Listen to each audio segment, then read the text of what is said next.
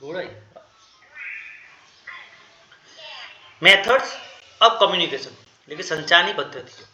સંચારના માધ્યમો મુખ્યત્વે બે ભાગમાં વહેંચાય છે: વર્બલ અને નોન વર્બલ કમ્યુનિકેશન. મૌખિક સંચાર એટલે કે વર્બલ કમ્યુનિકેશન. મૌખિક સંચારમાં સંદેશા શબ્દો દ્વારા આપણે થાય છે. તે મૌખિક અથવા લિખિત સ્વરૂપે હોઈ શકે છે. મૌખિક સંચાર એ બોલેલા શબ્દો દ્વારા સંદેશ આપવાનો માર્ગ છે. સૌથી ઝડપી અને કુદરતી પદ્ધતિ છે. લક્ષણો: ચહેરા સામે કે ફોન વિડીયો કોલ દ્વારા થઈ શકે છે. તાત્કાલિક પ્રતિસાદ મળે છે. સરળ અને લવચીક છે.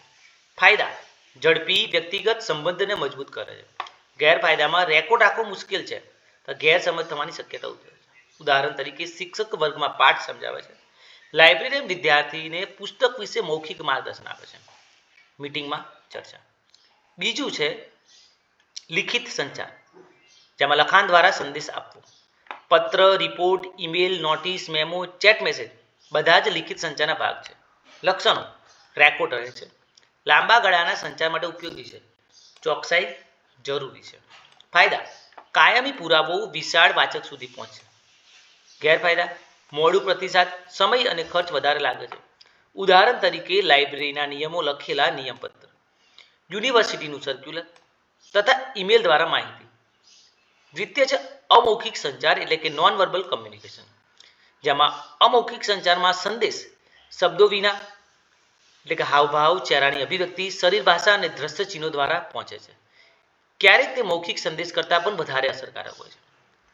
ધારો કે શરીર ભાષા, હાથ પગની ચળવળ, આંખનો સંપર્ક, બેસવાની સ્થિતિ. ઉદાહરણ તરીકે શિક્ષકનું સ્મિત વિદ્યાર્થીઓને પ્રોત્સાહિત કરે છે. બીજું છે ચહેરાની અભિવ્યક્તિ એટલે કે ફેશિયલ એક્સપ્રેશન. ખુશી, દુઃખ, ગુસ્સો, આશ્ચર્ય ચહેરા પર દેખાય છે. ઉદાહરણ તરીકે લાઇબ્રેરીનો ગુસ્સાવાળો ચહેરો વિદ્યાર્થીઓને ડરાવી શકે છે. હાવભાવ: હાથની ચળવળ કે ઈશારા દ્વારા સંદેશ. ઉદાહરણ તરીકે શિક્ષક હાથથી સંકેત કરીને વિદ્યાર્થીઓને ઊભા કરે છે. પેરાલિંગ્વિસ્ટિક લક્ષણો એટલે કે અવાજનો ટોન, ગતિ, અવાજનો જોર. ઉદાહરણ તરીકે જોરથી બોલવું એટલે કે ગુસ્સો, ધીમે બોલવું એટલે કે વિમ્રતા. વિઝ્યુઅલ કમ્યુનિકેશન એટલે કે દ્રશ્ય સંચાર, જેમાં ચિત્ર, ચાર્ટ, ગ્રાફ, પોસ્ટર, સાઇનબોર્ડ દ્વારા મેસેજ આપવામાં આવે છે. ઉદાહરણ તરીકે સાયલન્સ પ્લીઝનું બોર્ડ લાઇબ્રેરીમાં.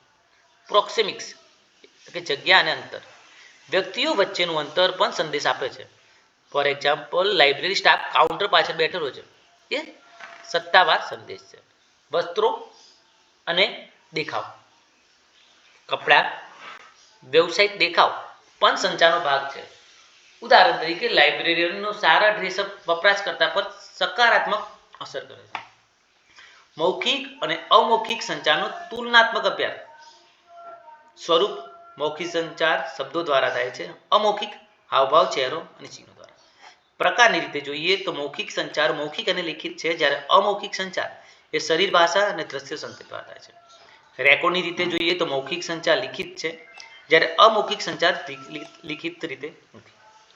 ઝડપ: મૌખિક સંચાર ઝડપી છે, જ્યારે અમૌખિક સંચાર તરત જ સમજાઈ જાય છે. વિશ્વસનીયતા: મૌખિક સંચારમાં ક્યારેક ગેરસમજ થાય છે, જ્યારે અમૌખિક સંચાર અભિવ્યક્તિ માટેનું સૌથી વધુ અસરકારક સાધન છે. પાસું: ઉદાહરણ તરીકે જોઈએ તો વ્યાખ્યાન, પત્ર અને ઈમેલ એ મૌખિક સંચાર છે, જ્યારે પોસ્ટર, સ્મિત, હાથનો ઇશારો એ અમૌખિક સંચાર છે.